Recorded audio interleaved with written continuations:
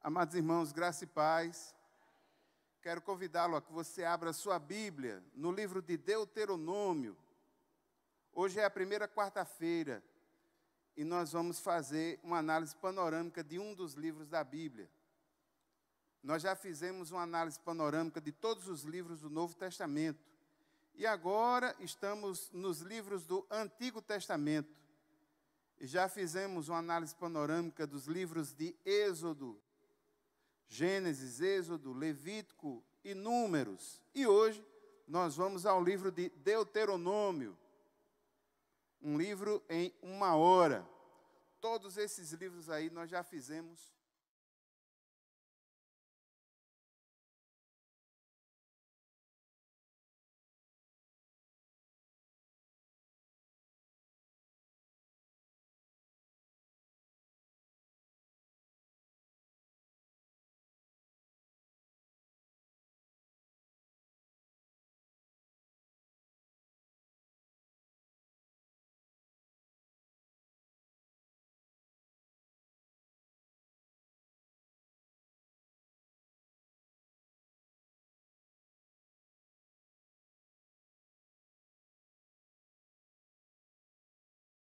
Israelitas, o que Deus havia realizado no passado e encorajá-los a dedicarem a sua vida a Ele. Se você tem acompanhado esses panoramas, sabe que geralmente eu coloco um versículo que tem a ver com toda a teologia do livro. E nesse caso, o versículo-chave de todo o livro de Êxodo está no capítulo 7, no versículo 9, quando diz: portanto, saibam que o Senhor, o seu Deus,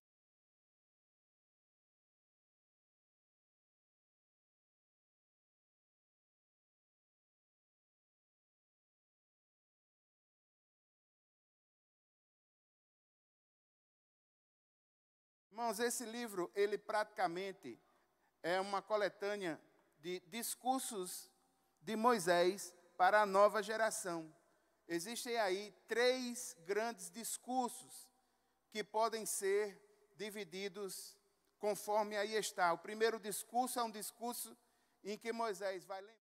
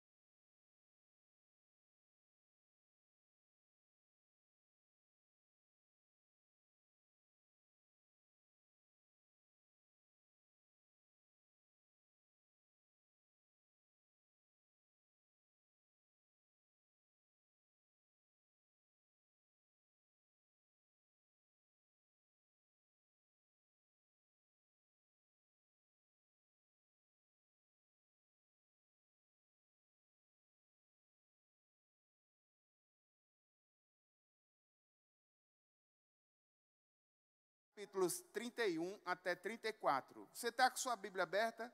Deuteronômio, no capítulo 1. Deuteronômio, no capítulo 1.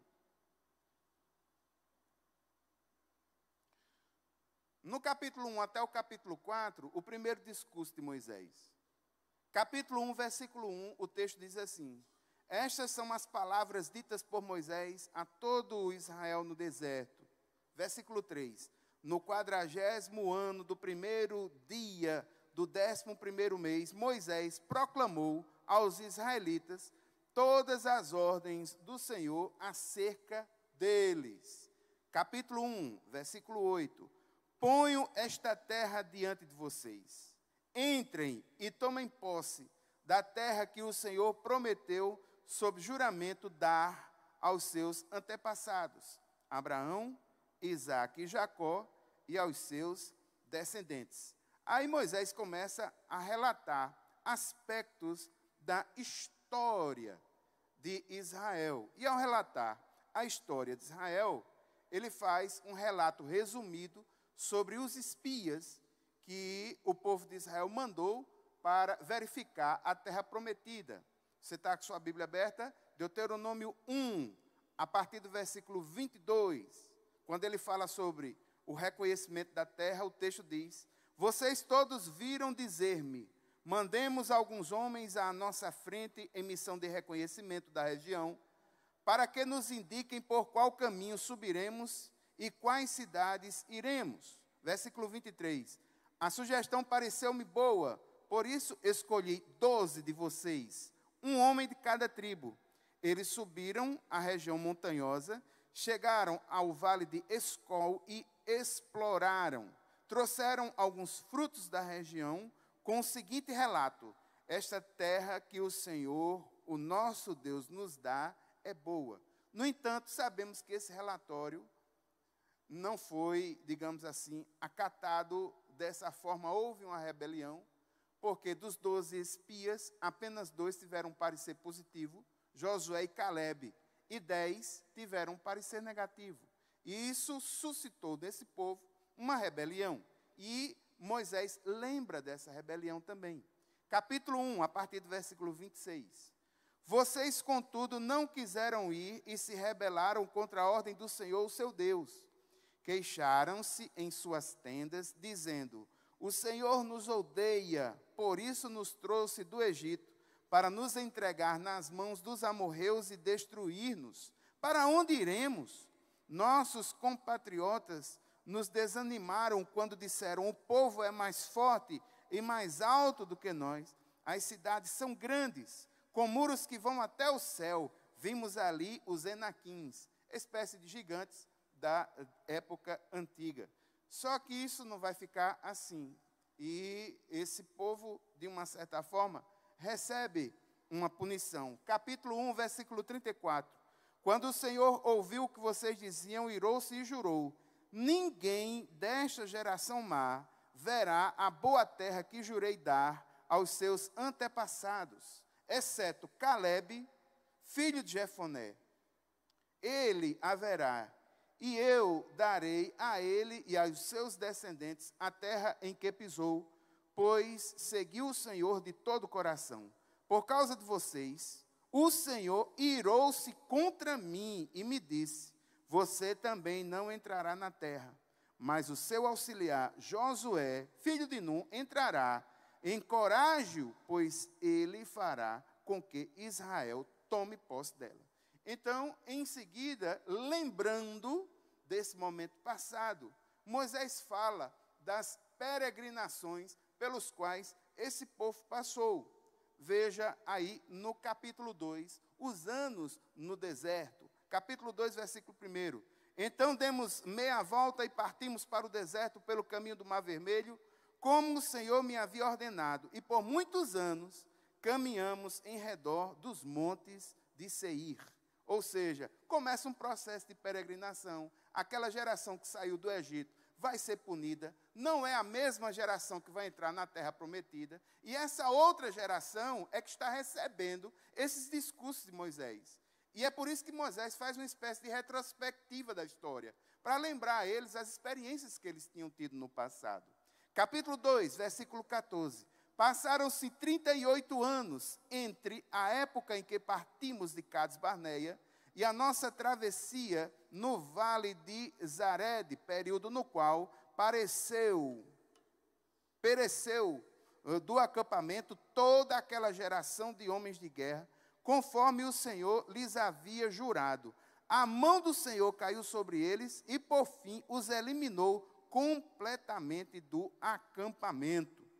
E não só a questão da peregrinação, mas Moisés vai lembrar a esse povo que eles também tiveram vitórias militares significativas. No capítulo 2, no versículo 24, fala sobre a vitória sobre Seom, rei de Esbom. No capítulo 3, fala sobre a vitória sobre Og, o rei de Bazã.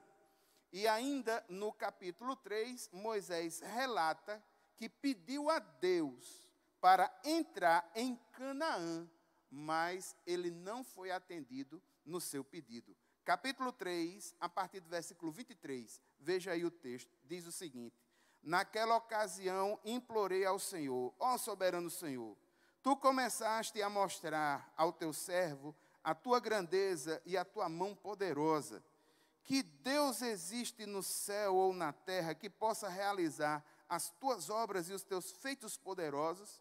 Deixa-me atravessar, eu te suplico, e ver a boa terra do outro lado do Jordão, a bela região montanhosa e o Líbano. Todavia, por causa de vocês, o Senhor irou-se contra mim e não quis me atender. Basta, ele disse, não me fale mais sobre isso. Suba ao ponto mais alto do Pisga e olhe para o norte, para o sul, para o leste e para o oeste. Veja a terra com seus próprios olhos, pois você não atravessará o Jordão. Portanto, dê ordens a Josué, fortaleçam e encorajem, porque será ele que atravessará à frente deste povo e lhes repartirá por herança a terra que você apenas verá. Então ficamos acampados no vale diante de Bet-peor.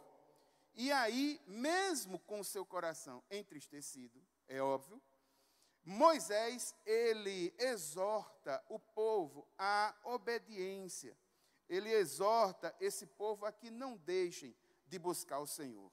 É aquilo que está no capítulo 4, a partir do versículo 1, o texto diz: agora, ó Israel, ouça os decretos e as leis que estou ensinando vocês a cumprir, para que vivam e que tomem posse da terra que o Senhor, o Deus dos seus antepassados, dá a vocês. Nada acrescentem às palavras que eu ordeno a vocês, e delas nada retirem, mas obedeçam aos mandamentos do Senhor, o seu Deus, que eu ordeno a vocês. Vá para o versículo 5. Eu ensinei a vocês decretos e leis, como me ordenou o Senhor, o meu Deus, para que sejam cumpridos na terra na qual vocês estão entrando, para dela tomar posse. Vocês devem obedecer-lhes e cumpri-los, pois assim os outros povos verão a sabedoria e o discernimento de vocês. Quando eles ouvirem todos esses decretos, dirão: de fato, esta grande nação é um povo sábio e inteligente. Pois que grande nação tem um Deus tão próximo como o Senhor, o nosso Deus, sempre que o invocamos? Ou que grande nação tem decretos e preceitos tão justos como esta lei que eu estou apresentando a vocês hoje? Apenas tenham cuidado, tenham muito cuidado, para que vocês nunca se esqueçam das coisas que os seus olhos viram, conservem-nas por toda a sua vida na memória, contem-nas a seus filhos e a seus netos. Vá para o versículo 21. O Senhor irou-se contra mim por causa de vocês, e jurou que eu não atravessaria o Jordão, e não entraria na boa terra que o Senhor, seu Deus, está dando a vocês por herança. Isso é Moisés que está dizendo. Versículo 22. Eu morrerei nessa terra, não atravessarei o Jordão, mas vocês a atravessarão e tomarão posse daquela boa terra. Tenham o cuidado de não esquecer a aliança que o Senhor, o seu Deus, fez com vocês. Não façam para si ídolo algum com a forma de qualquer coisa que o Senhor, o seu Deus, proibiu. Pois o Senhor, o seu Deus, é Deus zeloso, é fogo consumidor. Então, nessa exortação que Moisés faz ao povo, a que busque ao Senhor, que busca cumprir as leis, busque cumprir os mandamentos, mais uma vez ele diz a esse povo que por causa dele, ele não estará entrando na terra prometida. Mas, mesmo assim, ele mantém a sua missão e ele exorta esse povo à obediência. E aqui no capítulo 4, no versículo 43, encerra-se, digamos assim, esse primeiro discurso e começa um segundo discurso de Moisés. Esse grande segundo discurso, ele pode ser dividido em duas partes. Na primeira parte, ele segue dando grandes exortações, e a primeira grande exortação que ele dá é relembrar os 10 mandamentos. Se vocês se lembram que quando a gente viu o livro de Êxodo, no capítulo 20, a gente viu os 10 mandamentos. Mais uma vez, ele relembra os 10 mandamentos. Só que aqui é em Deuteronômio, no capítulo 5. Ele relembra para o povo os 10 mandamentos. Irmãos, é muito interessante e é muito importante isso que Moisés está fazendo. Essa segunda geração, ela está tendo subsídios, convicções para cumprir e para viver a promessa do Senhor na vida deles. Então, das leis que foram dadas por Deus a Moisés, elas começam no Monte Sinai com os 10 mandamentos. E os 10 mandamentos estão aí no capítulo 5. No capítulo 6, vá para frente. No capítulo 6, uma ordenança para que o povo ame a Deus de todo o coração. O texto de Deuteronômio é um dos textos que vai ser mais citado nas cartas, nos evangelhos, nos textos do Novo Testamento. E um dos textos mais conhecidos, inclusive por nós, é esse que nós vamos ler agora, no capítulo 6, a partir do versículo 1. Ordenança para amar a Deus de todo o coração, de toda a alma, de toda a força. O texto diz assim: esta é a lei, isto é, os decretos e as ordenanças que o Senhor, seu Deus, ordenou que eu ensinasse a vocês, para que vocês os cumpram na terra para a qual estão indo para dela tomar posse. Desse modo, vocês, seus filhos e seus netos, temerão o Senhor, o seu Deus, e obedecerão a todos os seus decretos e mandamentos que eu lhes ordeno, todos os dias da sua vida, para que tenham vida longa. Ouça e obedeça, ó Israel. Assim tudo lhe irá bem, e você será muito numeroso numa terra onde há leite e mel com fartura, como prometeu o Senhor, o Deus dos seus antepassados. Versículo 4. Ouça, ó Israel, o Senhor, o nosso Deus, é o único Senhor.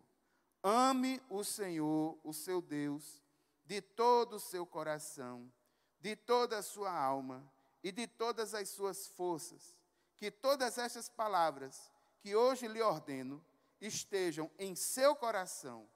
Ensine-as com persistência a seus filhos. Converse sobre elas quando estiver sentado em casa, quando estiver andando pelo caminho, quando se deitar e quando se levantar.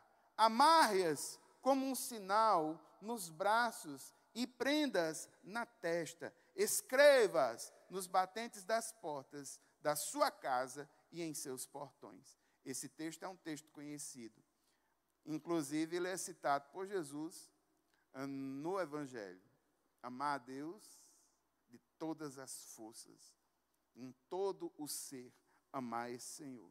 E Moisés segue, instruindo Israel. E Moisés segue dizendo que Israel deve destruir os povos pagãos e não se prostrar à idolatria dos povos pagãos, pois esses povos, nas suas práticas pecaminosas, o Senhor os detesta. É isso que o texto diz. Capítulo 7, a partir do versículo 1, veja o que está escrito. Quando o Senhor, o seu Deus, os fizer entrar na terra para a qual vocês estão indo para dela tomarem posse, ele expulsará de diante de vocês muitas nações. Os hititas, os girgazeus, os amorreus, os cananeus, os ferezeus, os heveus e os jebuseus. São 7 nações maiores e mais fortes do que vocês. E quando o Senhor, o seu Deus, as tiver dado a vocês, e vocês as tiverem derrotado, então vocês as destruirão totalmente. Não façam com elas tratado algum e não tenham piedade delas. É isso que o Senhor ordena.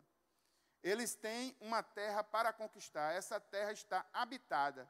Aquele povo que habita esta terra tem práticas detestáveis.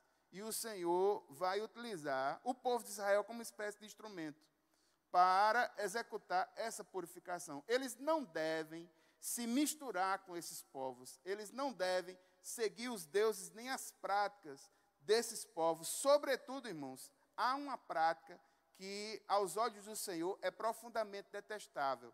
É aquela prática de adoração a um deus chamado Moloque, em que esse deus Moloque, ele era adorado se colocando crianças vivas dentro de uma estátua de bronze aquecida, e é uma estátua que tem um formato de um animal como se tivesse uns braços para segurar um bebê, só que ela é uma estátua oca, aquecida, profundamente aquecida, e sabe-se, e os estudiosos nos mostram nos livros que falam sobre essas culturas, que crianças vivas eram depositadas nos braços dessas estátuas em adoração a esse deus chamado Moloque.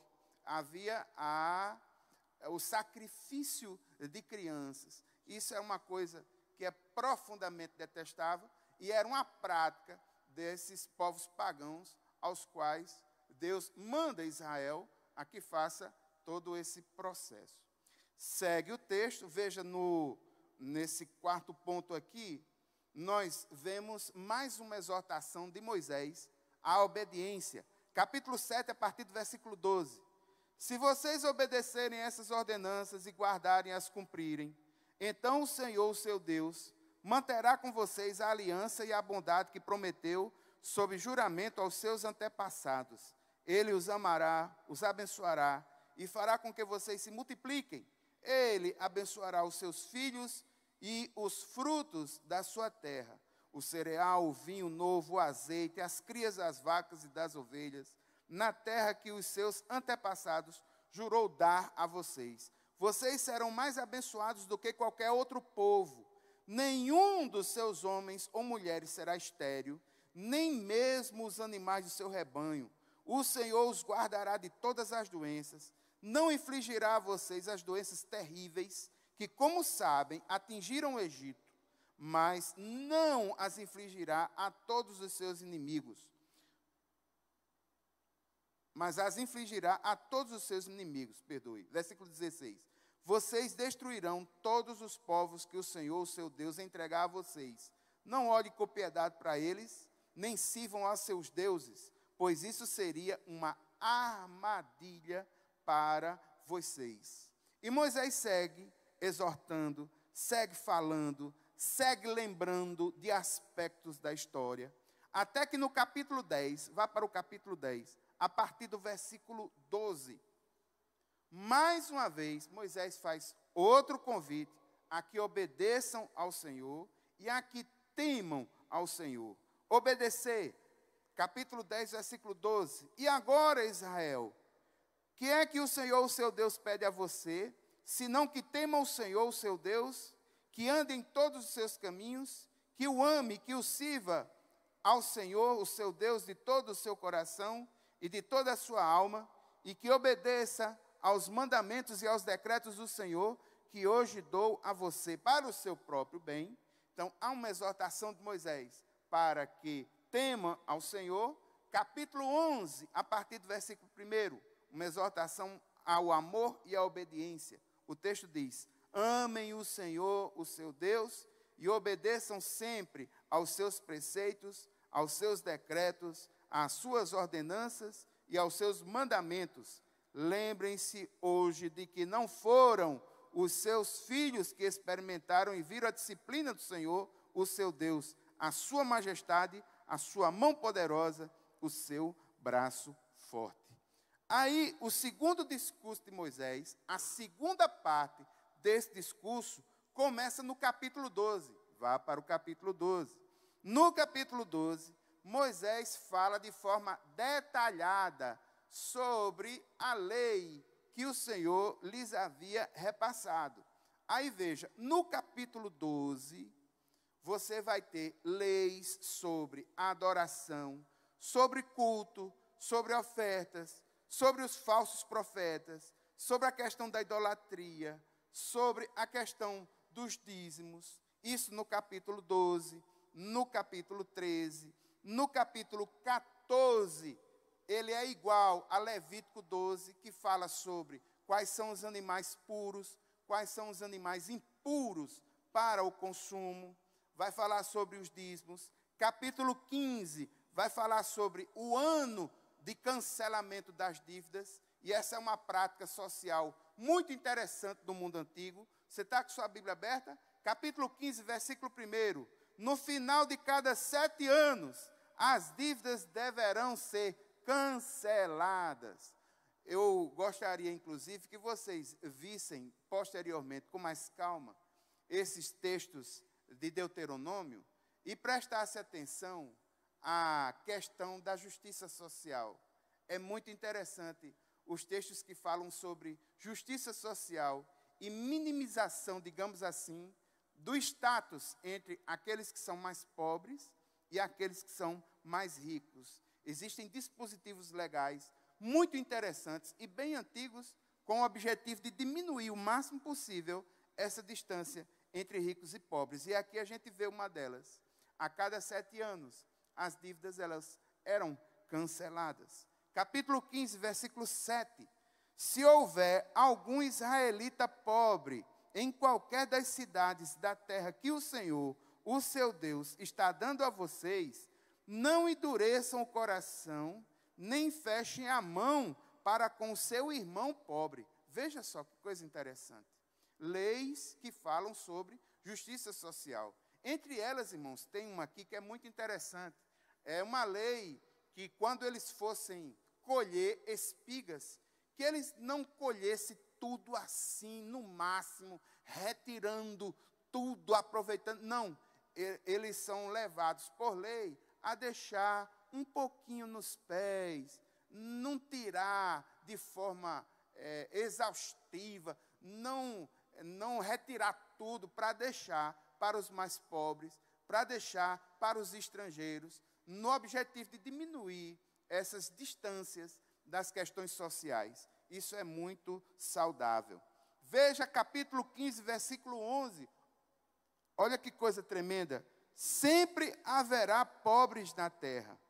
Portanto, eu ordeno a você que abra o coração para o seu irmão israelita, tanto para o pobre como para o necessitado da sua terra.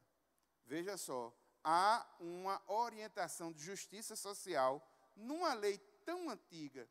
Essas leis, é óbvio, irmãos, que elas não se cabem a nós, nem à nossa sociedade, mas com elas nós aprendemos muitas coisas e questionamos, inclusive, algumas das nossas leis mais atuais. Segue o texto, capítulo 16, fala sobre Páscoa, fala sobre as festas que esse povo tinha, como a festa das semanas, a festa das cabanas. E a partir do capítulo 16, ele começa a falar sobre a liderança, as lideranças instituídas que deveriam estar no comando desse povo. E ao falar sobre a liderança instituída, ele vai começar falando sobre os juízes. Capítulo 16, a partir do versículo 18, o texto diz: nomeiem juízes e oficiais para cada uma de suas tribos, em todas as cidades que o Senhor, o seu Deus, dá a vocês, para que eles julguem o povo com justiça. Não pervertam a justiça, nem mostrem parcialidade. Não aceitem suborno, pois o suborno cega até os sábios e prejudica a causa dos justos. Sigam única e exclusivamente a justiça, para que tenham vida e tomem posse da terra que o Senhor, o seu Deus, dá a vocês. Aí, irmãos, depois que ele fala sobre os juízes, ele abre um espaço para falar sobre reis. Muito embora esse povo não tenha ainda um rei instituído, como Saul, como Davi, eles não têm. Eles são guiados numa espécie de teocracia, digamos assim, diretamente por um representante do Senhor, a gente pode dizer. Mas a lei já contemplava e Deus já observava que mais dia ou menos dia, esse povo haveria de pedir um rei. E a própria lei já dizia isso. Capítulo 17, a partir do versículo 14. Olha que coisa inusitada. O texto diz assim: se quando entrarem na terra que o Senhor, o seu Deus, dá a vocês, tiverem tomado posse dela, e nela tiverem se estabelecido, e vocês disserem, queremos um rei que nos governe, como tem todas as nações vizinhas, tenham o cuidado de nomear o rei que o Senhor, o seu Deus, escolher. Ele deve vir dentre os seus próprios irmãos israelitas. Não coloquem um estrangeiro como rei, alguém que não seja israelita. Olhe para mim, posteriormente nós vamos ver que Samuel vai atender a esta demanda.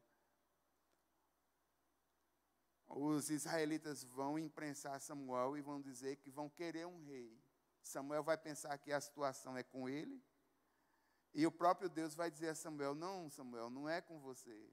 A situação é comigo. E a gente vai começar a ver uma saga, mais para frente, nos chamados livros históricos, começando com Saul, o rei pateta, que sai para buscar a jumenta do pai e encontra o reinado. E a partir dali, toda uma reorganização político-administrativa, Israel vai sofrer. Com, em primeiro lugar, o Reino Unido, Saul, Davi e Salomão, e a partir do filho de Salomão, o reino dividido entre 10 tribos ao norte e 2 tribos ao sul, Judá e Benjamim. E até o final dos livros históricos, a gente vai acompanhar as tribos do norte, elas vão ser subjugadas pelos assírios, e entre 100 a 120 anos depois, as tribos do sul, Judá e Benjamim, vão ser subjugados pelos babilônios. É isso que é chamado de exílio. E a gente vai, livro por livro, até acompanhar toda essa história bem direitinho. Não se preocupe. Aqui, irmãos, no capítulo 18, no versículo 3, ainda falando sobre autoridades, capítulo 18 ele fala sobre sacerdotes, fala sobre levitas. No capítulo 18 ele vai falar sobre o profeta do Senhor. Esse texto é muito interessante, se você tiver um lápis, deixa ele marcado. Capítulo 18, a partir do versículo 14, o texto diz assim: as nações que vocês vão expulsar dão ouvidos aos que praticam magia e adivinhação. Mas a vocês, o Senhor, o seu Deus, não permitiu tais práticas.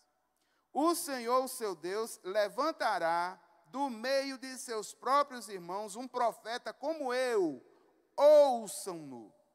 Pois foi isso que pediram ao Senhor, o seu Deus, em Horebe, no dia em que se reuniram, quando disseram, não queremos ouvir a voz do Senhor, do nosso Deus, nem ver o seu grande fogo, senão morreremos.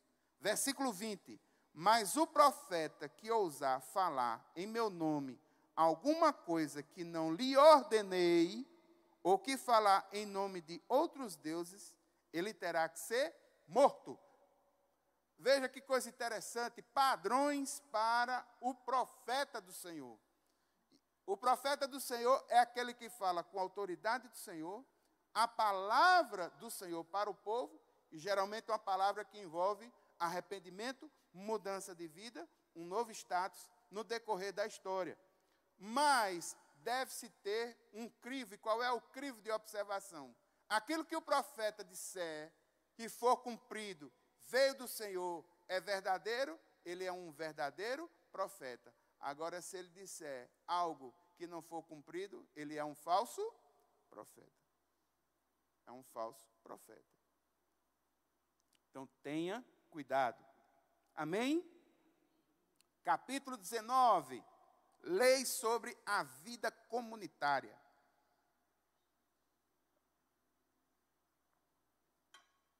E aqui uma lei muito interessante. Irmãos, quando vocês observarem essas leis, por favor, entenda, isso é uma sociedade antiga, isso é uma sociedade, em relação à nossa sociedade atual, é uma sociedade que ainda é carente de muito desenvolvimento social. E aqui você vai ver um conceito muito interessante para aquela época, que nós não temos, mas é interessante sabermos. O conceito de cidade-refúgio, no capítulo 19. O que é uma cidade-refúgio? Vamos supor que 2 homens estão trabalhando no campo com machado. Estão ceifando o campo, estão trabalhando com machado. Aí, o machado tem uma parte que é de madeira, que é o cabo, e tem aquela parte de ferro. Vamos entender que o camarada que está cortando, o machado dele, aquela parte de ferro, se deslocou, saiu e bateu na cabeça do companheiro de trabalho. Puf, matou o companheiro de trabalho. Ele matou, mas ele matou sem dolo, não é? Foi algo culposo, ele não queria provocar isso. Só que nós estamos vivendo aqui uma sociedade rudimentar, sob certo aspecto. Então a lei instituiu, no caso Deus instituiu, para esse tipo de situação, uma cidade chamada cidade-refúgio, para que esse que matou o seu amigo não sofresse nenhum tipo de coação dos amigos do falecido ou da família do falecido, essa pessoa deveria correr para uma cidade escolhida chamada cidade-refúgio e nela permanecer até a morte do sacerdote. Para que dentro daquela cidade-refúgio a sua vida fosse poupada, estivesse em segurança e todos ali soubessem daquela causa e cuidassem dessa pessoa, para que não houvesse nenhuma retaliação familiar à vida daquele homem que matou o outro sem querer, matou involuntariamente. Veja que é uma lei rudimentar, é uma lei antiga, mas tem ao seu ponto, ao seu momento, a sua eficácia. Aí aqui, olha, a partir do capítulo 19, Moisés vai lembrar da cidade-refúgio, o direito dos primogênitos, vai falar sobre filho desobediente, o que deve fazer, vai falar sobre casamento, capítulo 21, capítulo 22, vai falar sobre os casos em que existe exclusão da Assembleia Geral. Aí eu gostaria que você fosse para o capítulo 26. No final do segundo discurso, Moisés dá outra exortação para que o povo obedeça. Capítulo 26, a partir do versículo 16. O Senhor, o seu Deus, ordena a vocês hoje que sigam esses decretos e ordenanças, obedeçam-lhes atentamente de todo o seu coração, de toda a sua alma. Hoje vocês declararam que o Senhor é o seu Deus e que vocês andarão nos seus caminhos e que guardarão os seus decretos, os seus mandamentos e as suas ordenanças e que vocês obedecerão.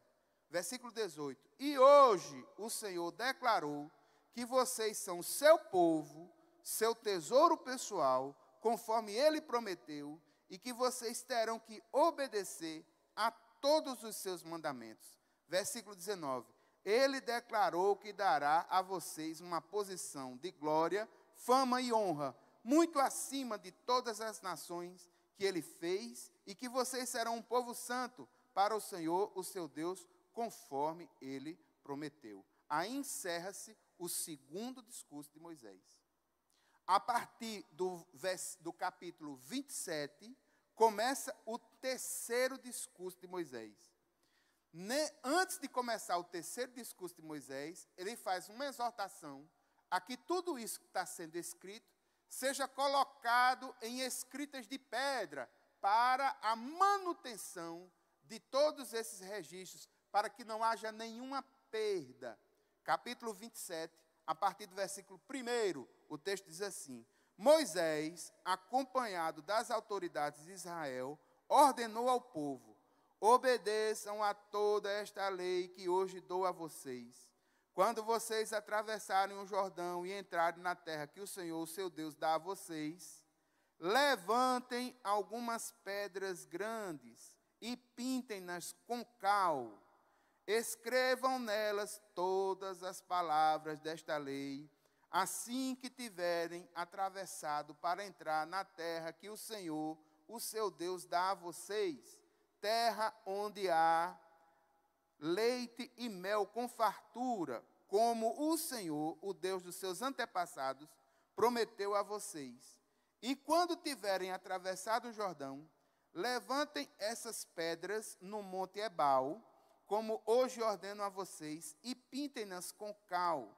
Construam ali um altar ao Senhor, o seu Deus, um altar de pedras.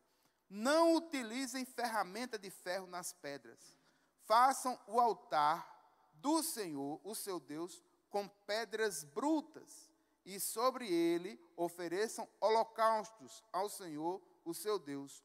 Ofereçam também sacrifícios de comunhão e comam e alegrem-se na presença do Senhor, o seu Deus. E nessas pedras que levantarem, vocês escreverão com bastante clareza todas as palavras dessa lei.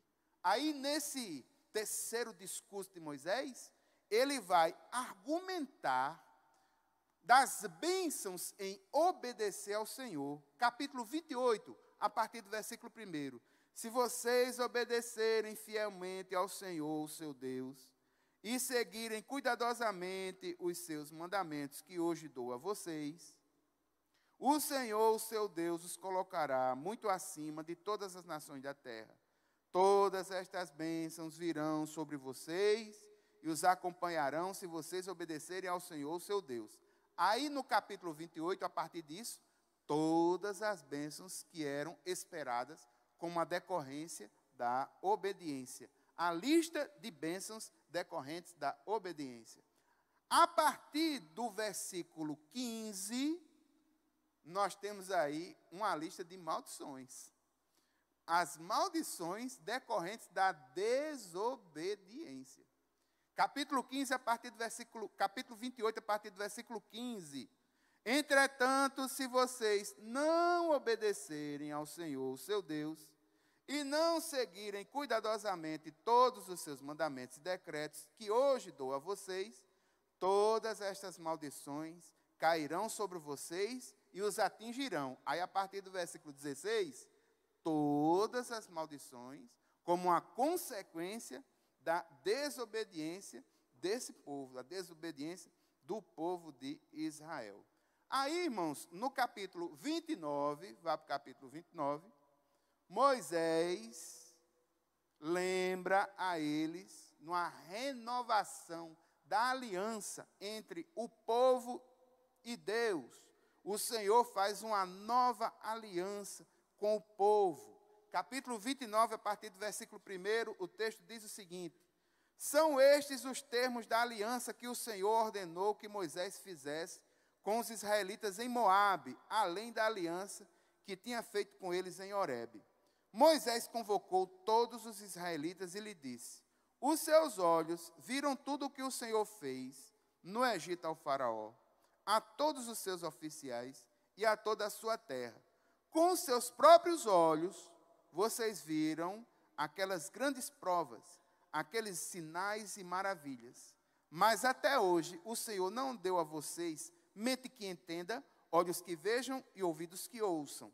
Durante os 40 anos em que os conduzi pelo deserto, disse ele, nem as suas roupas, nem as sandálias dos pés se desgastaram.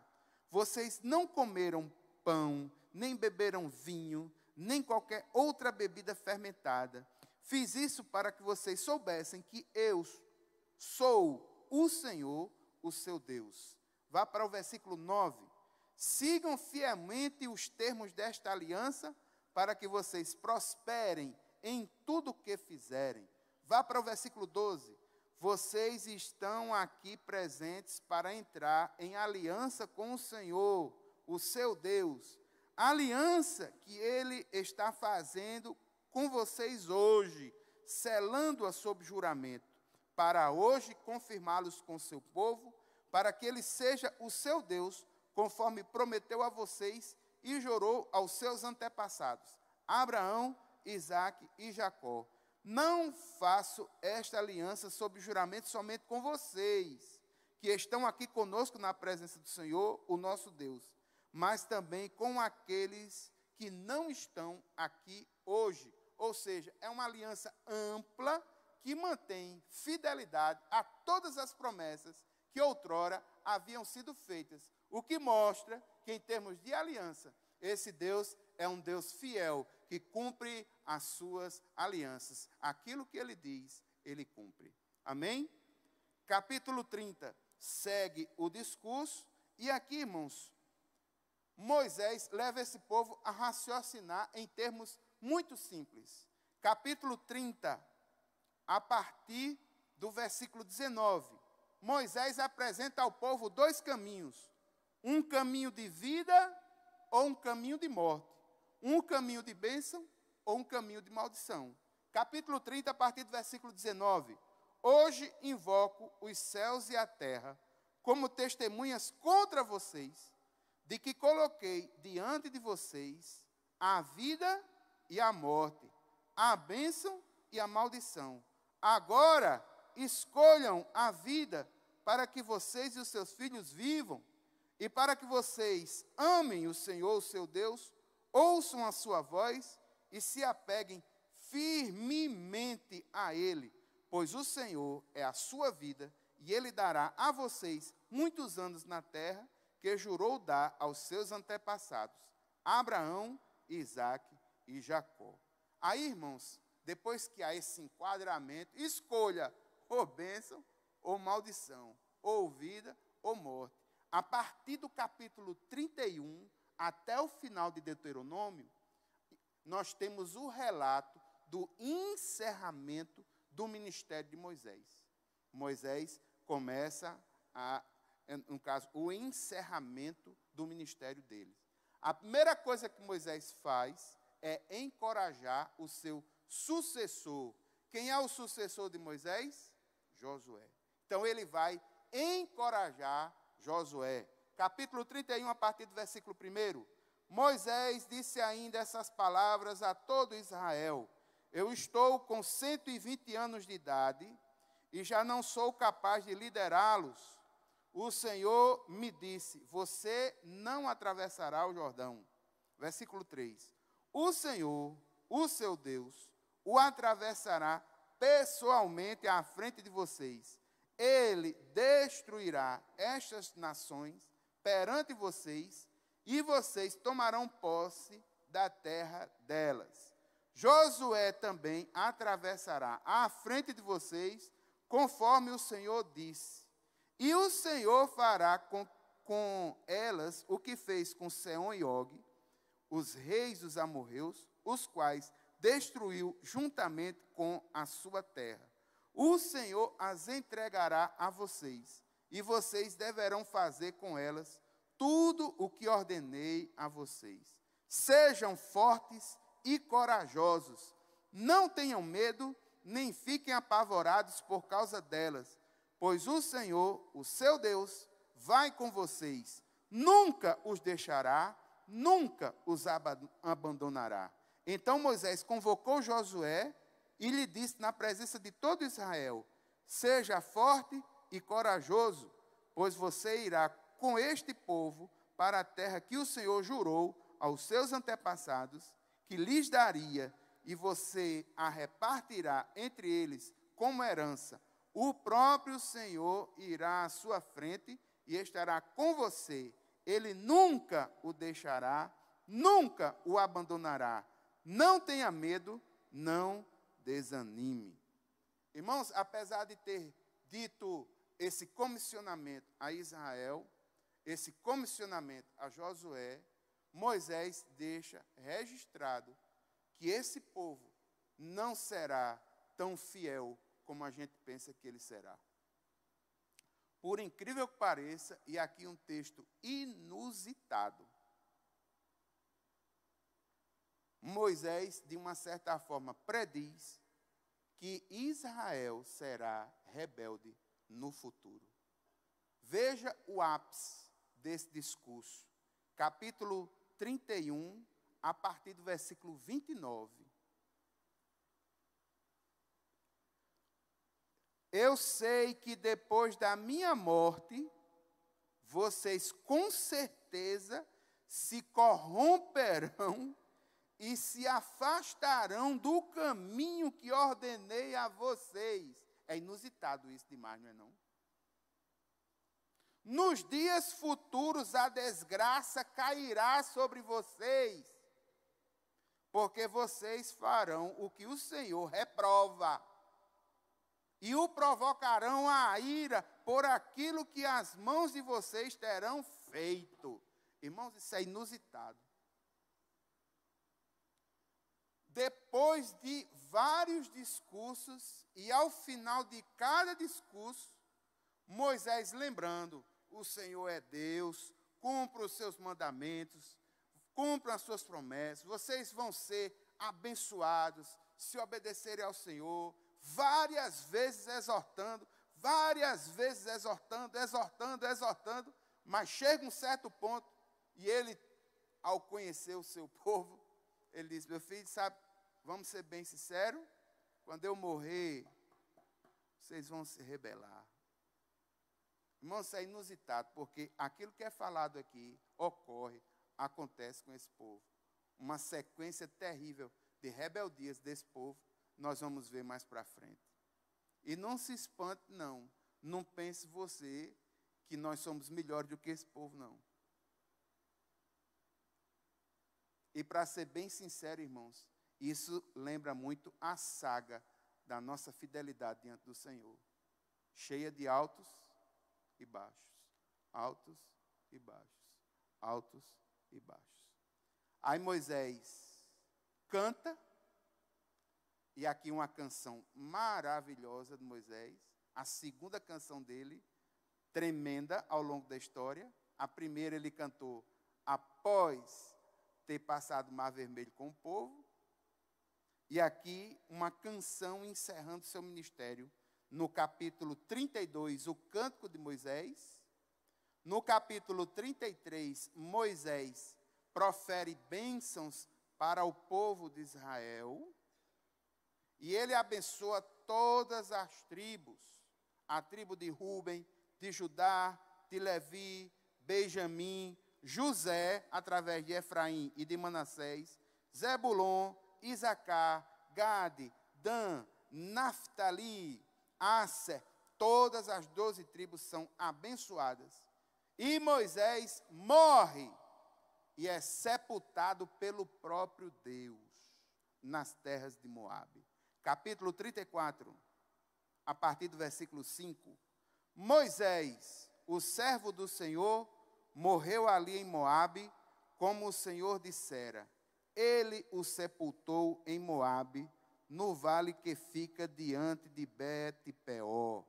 Mas até hoje ninguém sabe onde está localizado o seu túmulo. Moisés tinha 120 anos de idade quando morreu.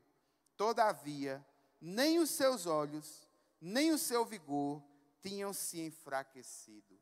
Versículo 9. Ora, Josué, filho de Num, estava cheio do espírito de sabedoria, porque Moisés tinha imposto as suas mãos sobre ele, de modo que os israelitas lhe obedeceram e fizeram o que o Senhor tinha ordenado a Moisés. Versículo 10.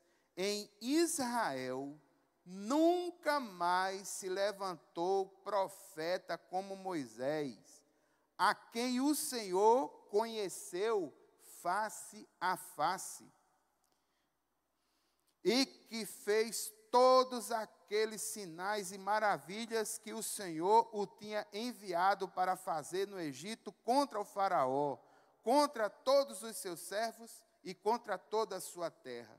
Pois ninguém jamais mostrou tamanho poder como Moisés, nem executou os feitos temíveis que Moisés realizou aos olhos de todo Israel. Encerra-se assim o texto de Deuteronômio. Encerra-se o livro de Deuteronômio. 3 grandes discursos. Num primeiro discurso, a história. Num segundo grande discurso, as grandes exortações e a lei de forma mais detalhada, sobretudo aquelas questões mais importantes.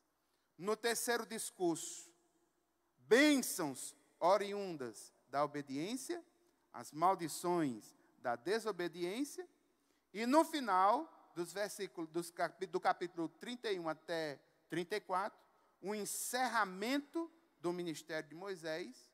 Morre Moisés aos 120 anos de idade, e é o próprio Deus que faz a sua sepultura ao ponto de ninguém saber aonde é colocado. E faz sentido, irmãos, porque se o povo soubesse, Moisés haveria de ser adorado.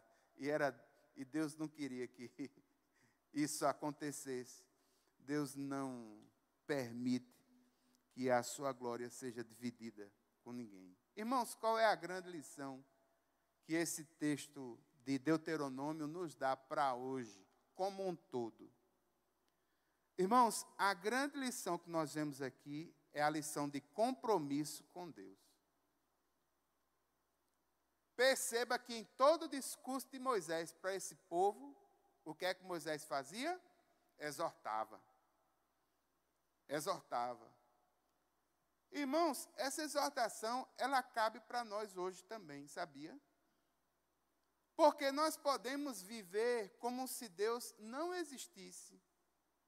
Nós podemos ser ateus, não um ateu de raciocínio, de convicção, mas nós podemos viver com um ateísmo prático, viver como se Deus não existisse, viver como se o Espírito Santo de Deus não estivesse em nós, viver a nossa vida, tomar as nossas decisões, fazer as nossas agendas, ter as nossas atividades, gerenciar as nossas coisas, simplesmente vivendo como se ele não existisse. O que nos transforma numa espécie de ateu, não um ateu intelectual, mas nos transforma numa espécie de ateu prático. E neste sentido, esse texto traz essa lembrança. A lembrança de que Deus é um Deus que conduz a história, e é um Deus, irmãos, que por aliança e por N questões que ele mesmo faz, de acordos e reacordos com o homem, é um Deus que busca ter compromisso com aquele que o adora. E que esse compromisso, ele precisa ser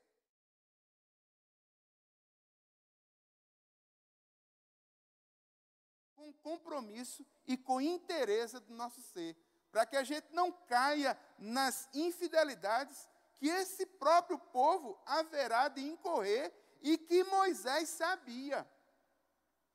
E ele diz, quando eu morrer, nem se preocupe, vocês vão se rebelar. E foi isso que aconteceu. E não pensemos nós, irmãos, que estamos longe de que isso aconteça. É possível, sim, viver como um crente nominal, viver a vida como se Deus não existisse. Eu faço uma reflexão simples com você. Pense nas suas últimas decisões. Pense nas decisões mais importantes que você tomou ultimamente. Nessas decisões mais importantes que você tomou ultimamente, quantas delas você parou para dizer assim, eu vou orar e vou ouvir a voz do Senhor a me guiar em tal decisão, em tal decisão, em tal decisão. Irmãos, vamos ser bem sinceros, a grande maioria das nossas decisões nós tomamos por nós mesmos. E um livro como esse nos faz lembrar do nosso compromisso com Deus. Um livro como esse nos faz lembrar de que nós precisamos buscar esse Deus Todo-Poderoso e cumprir as suas leis para nós. São leis de vida, não são leis de morte.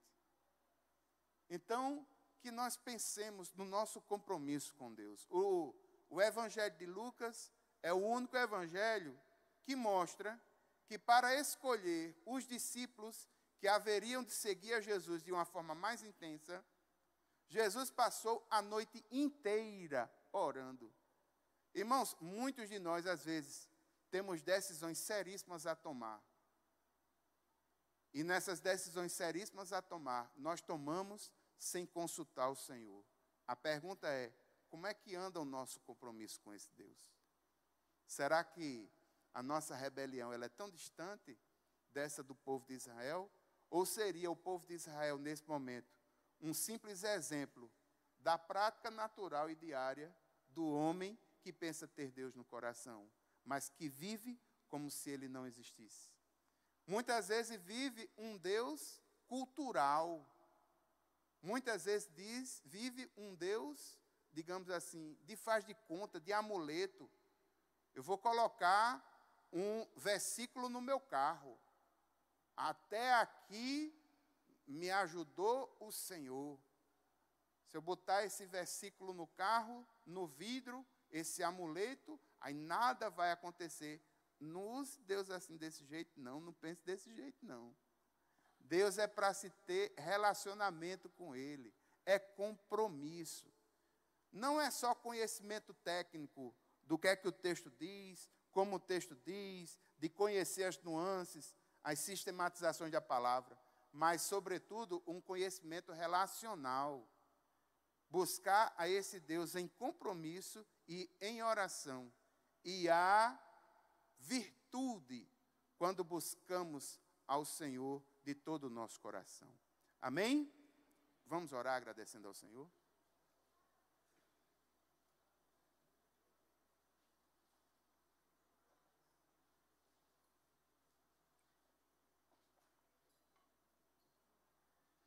Pai eterno e santo, Deus poderoso, muito obrigado, Senhor, por essa porção da Tua palavra lida hoje. Deuteronômio. E eu quero, Pai, te pedir, Deus, no nome de Jesus, que o Senhor nos ajude a termos um compromisso maior contigo. Não um compromisso cultural, não um compromisso só intelectual, mas um compromisso de te buscar na inteireza do teu ser e de adorar a ti, permitindo que o Senhor participe de todos os aspectos da nossa vida, da nossa agenda e nos conduza ao longo da história. Pai, não nos permita sermos crentes nominais e culturais, mas que nós possamos ser crentes verdadeiros, que tenham um compromisso verdadeiro contigo. Pai, nos ajuda, porque sem o Senhor nós não podemos fazer isso. Clamamos pelo Teu Santo Espírito, que nos convença do pecado, da justiça, do juízo e, sobretudo, Pai, da perversa ação que há muitas vezes em nós mesmos. A nossa tendência a Te abandonar, muitas vezes, é bem maior do que a Te buscar. E eu quero Te pedir, Senhor, que o Senhor restaure a nossa fé, nos reforce, nos dê forças para nunca abandonarmos ao Senhor. Pai, eu quero clamar por cada família aqui representada. Quero te pedir, Deus, que o Senhor abençoe a cada um, sobretudo no desenvolvimento espiritual de suas vidas. Que cada dia mais nós possamos crescer no Senhor e na força do seu poder. Como igreja, é assim que oramos no nome de Jesus. A igreja diz amém. A graça do Senhor Jesus Cristo, o amor de Deus, a comunhão e as consolações do Espírito Santo sejam sobre cada um de nós, hoje e sempre. Amém. Amém. Queridos, Deus abençoe você.